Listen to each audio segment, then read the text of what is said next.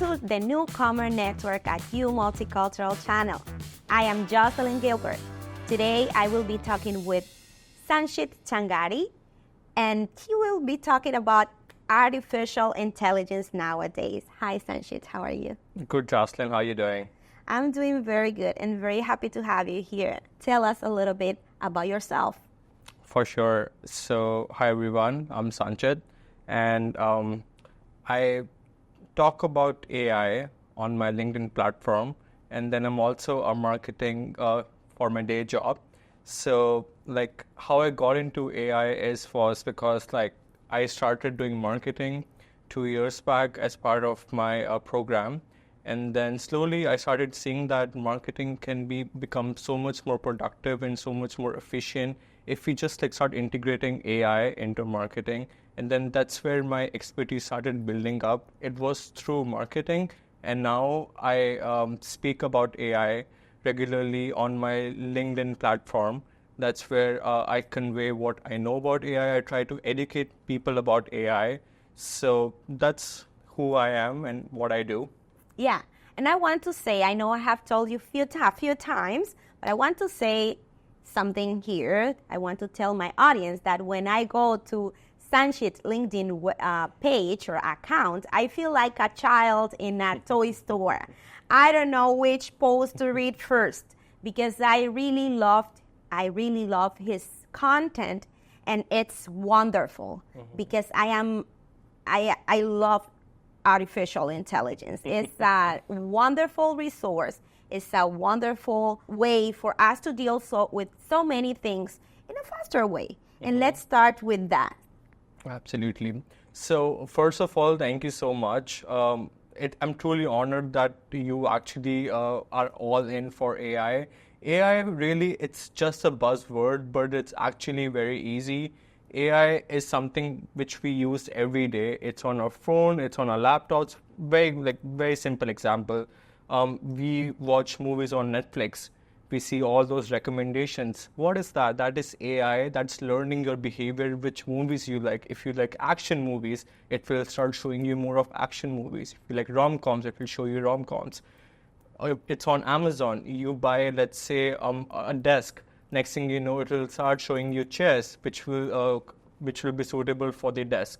So it's just that AI is part of our daily lives. It's just that when people say that, oh, I don't know how to use AI, it's just that we are already using AI. It's on our phones. Siri, we talk to Siri, our voice assistant, or Alexa.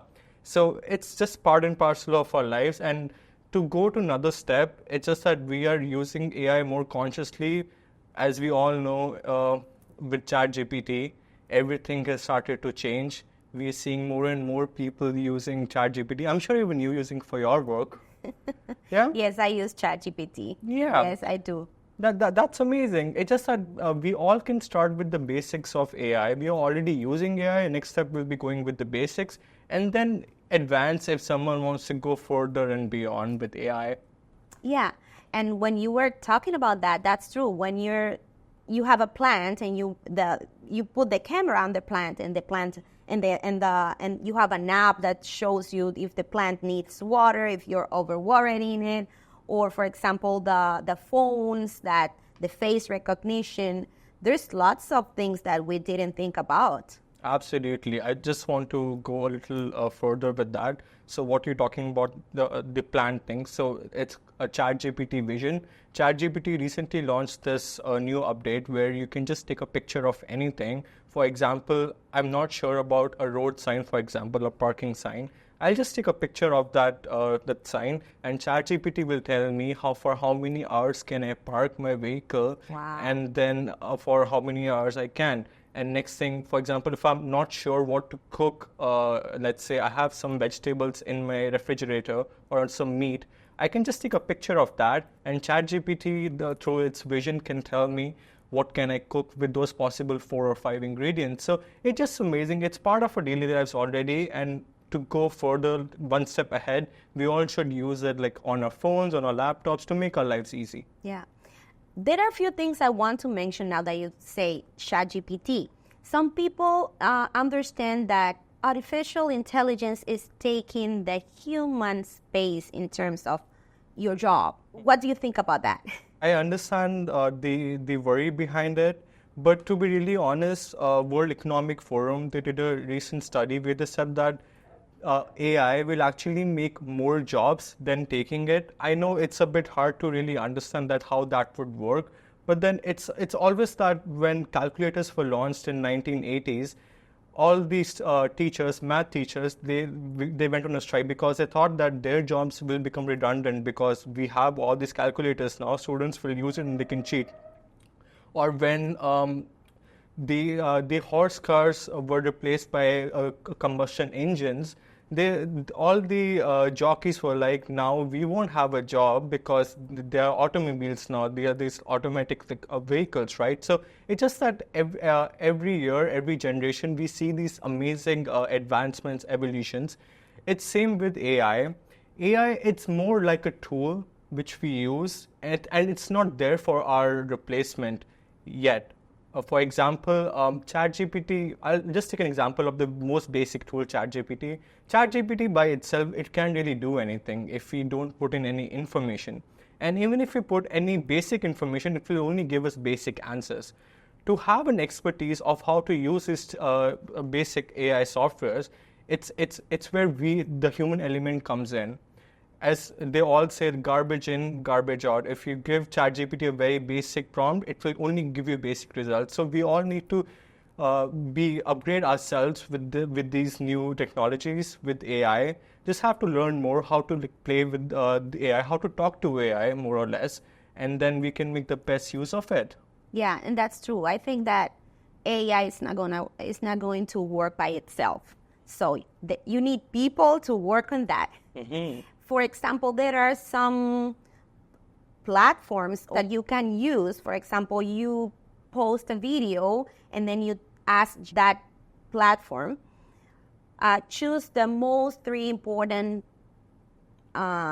events on this video. Mm-hmm. So you're editing the video, but you're doing faster. So you need to do the work, but I think artificial intelligence in this sense is coming to make us things easier, but not to replace us. Oh, absolutely. I love that point you said, because as marketers, we have I'll just take marketing example for a marketing example. So if we have, for example, a movie of, let's say, 50 to 60 minutes, we just want the main highlights of that movie. So instead of me going to each and every second of where was that the golden moment or golden sentence which the person spoke, I can just go to an AI software. For example, it's called Opus Clip. That's the AI tool name. I'll just go to that tool. I'll say that 3 highlights from that 60-minute video. It'll give me 3 highlights of 1 minute or less. I can choose that. So like I said, it's a tool. I'm commanding that tool to give me that result, and it's just going to that video and giving me the results. It's as simple as that. Yeah. Yeah. And some people say that artificial intelligence is coming to take us the humanized area. Mm-hmm. What do you think about that? Mm-hmm. I see their point. That point is valid. It's just that AI in general can have its own voice, the way it talks. So people think that if we keep on using it, the way we write content, because it's just that we ask ChatGPT anything and it will generate and will copy paste that. But then that's where the human element comes in. If we just copy paste the same answer everywhere, we'll just get the same results, right? So it's where we add our human creativity. We take the format, the blueprint of that, what ChatGPT gave us. For example, for an email, we add in our own thoughts. We have the basic structure, how to start, how to end. In the middle, that's where our creativity comes in.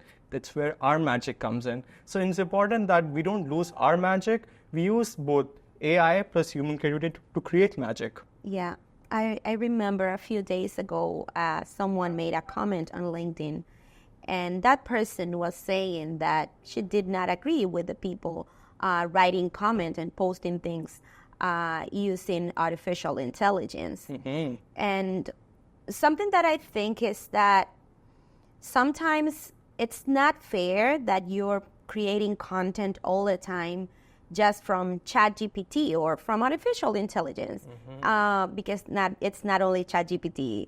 but this is the most common, yeah? Exactly, yeah. Yeah, but it's not fair that you're posting things that you didn't create. However, for example, because this is the Newcomer Network is a program for everybody, but especially for newcomers. There is something that we cannot deny. When we are newcomers, when English is not our first language and you're writing and you're speaking in public, you will never come as fluent as an English-speaking person. Absolutely. And something that, for example, I have used, and it's an important tool for me, artificial intelligence, is when I'm writing something, I ask that platform, I ask that app, check it out if there is a mistake. Yeah. And it makes it faster because I have lots of things to do. But I work, I have a family, and I create content. But I give the information to the platform to do that.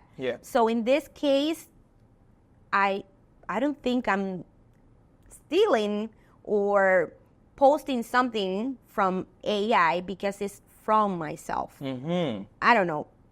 I might be wrong. So no, I totally agree with you. For newcomers, like even I'm a newcomer too, to be really honest, just came here 2 years back. So English is, for example, let's take English example. It's not our first language, right? So, and when we work in a corporate setting, in a country where the native language is English, it's just that we all can make mistakes. But then if we have help of certain AI tools, for example, Grammarly. Grammarly is an amazing tool which we can just use it on our Outlook or on our Word, and then every time we make a mistake, Grammarly will just underline that. It's AI. It's AI too, exactly. And it will predict the next sentence which we are about to say. So it's just for our help.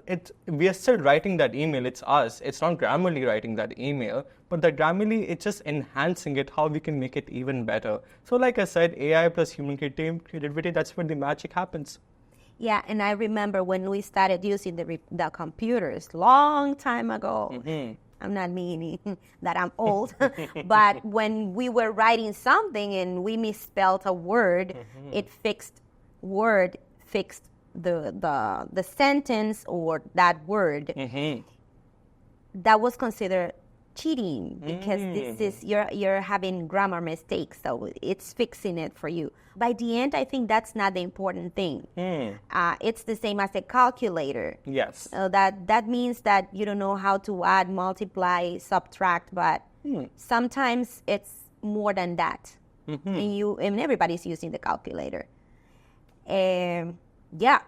No, absolutely. So before, it was frowned upon if we were using these tools where it will just like underline, because people would think that, oh, why are we using this? But right now, we have 10 other things to do.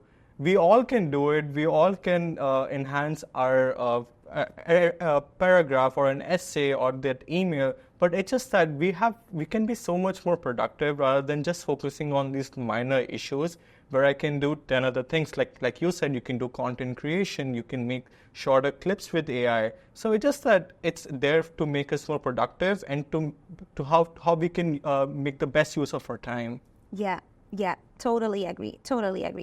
Something that I need to be honest, I don't like about the AI is when you're calling somewhere and then if you want to do this, say yes, say no. This is not what I want. And then you're waiting, you're not patient. But yeah, that's AI too. It helps a lot. The companies and the customer service. Oh, yeah. Yeah, but they are replacing people there. So that's one industry where I'm really worried about because in customer service, AI is it's already taking over. Yeah. Their jobs will become redundant in a couple of years, because that's where one said, a small company, they don't need to hire employees 24/7 because AI can do the work for them. They can have these chatbots whenever we go to their website. They can have the conversation, whatever we want to ask them. So they are there for our support. I do feel for those employees who are working with these customer service companies, but then it's just that it's the right time for them to upskill themselves and move into a different sector if that's possible. Yeah, there are opportunities. It's just to find the opportunities. Few tips to make the best use of AI? Absolutely. So first thing I'll say is to be, my first step will be to open about AI, not to take it in a complicated way. It's just that accept that AI is everywhere. It's on our phones, it's on our laptops, it's on Netflix. So just be open with AI. My first tip will be that. Second tip will be start with the basic AI tools. Start with Grammarly for your emails, ChatGPT for your creative work, or Gemini for your content creation. So second thing will be that. My third thing will be, if you are getting more and more comfortable with AI, you want to go one step above to start playing with these advanced tools. For example, you can try Perplexity. If you're doing a research paper, if someone is doing that, it can give you all the sources, all the links to that. So it's just that you take one step at a time. You accept that, yes, AI is there. Yes, it's there for to stay. Embrace AI, use AI, and then leverage in your own creativity, and that's where the magic happens. Do you think, is there any concern that we should have, or maybe not use it properly, or be careful with something? Privacy concern, or I don't know, any? So yes, I will say that there are major ethical concerns with AI, because whenever we feed in our data onto ChatGPT, we don't really know where the information is going. Now, OpenAI, the mother company of ChatGPT, or you can take Google's Gemini or Anthropic Claude, they are being very transparent in saying that we don't use your data. It's just that we are using it to train our own data set to give you better results. But then it's just that we're not really sure what really happens in Silicon Valley, how our data is being used. Are they being totally transparent with us or not? My second concern will be critical thinking. If we start getting relied more and more on AI, we'll stop using our brains. We'll just go to ChatGPT, draft me that email, we'll copy paste that. We won't even input our own thoughts. So I'm really concerned with that. Is that the critical thinking part? Especially, I'm concerned for these teenagers, students who are growing up, or kids who are growing up. So instead of them doing the homework on their own, they are just going to ChatGPT, just copy pasting the problem and then putting it over there. But then we all know there will be some solution. There's already lots of research being done how this AI software can be integrated into academics for the best use, instead of if we just go along with the traditional way. We just want to copy paste everything. So there are already some proactive steps being taken by the researchers and governments of various countries. And now that you're touch based about school, teachers, I have friends who have been in trouble for taking things from ChatGPT, because teachers realize they know, and we already know when someone is using the ChatGPT. And going back to the conversation that I was talking about, I remember the person that I had the conversation with was texting me, and then I copied that and I asked ChatGPT, did you write this? And ChatGPT said yes. Because you can see when someone is using the AI, because sometimes the wording, you can see. Exactly, yeah. As I mentioned before, I use the artificial intelligence sometimes to write, but I have my own, I check it out, and it's not about copy and pasting, it's about taking an idea to make it nicer.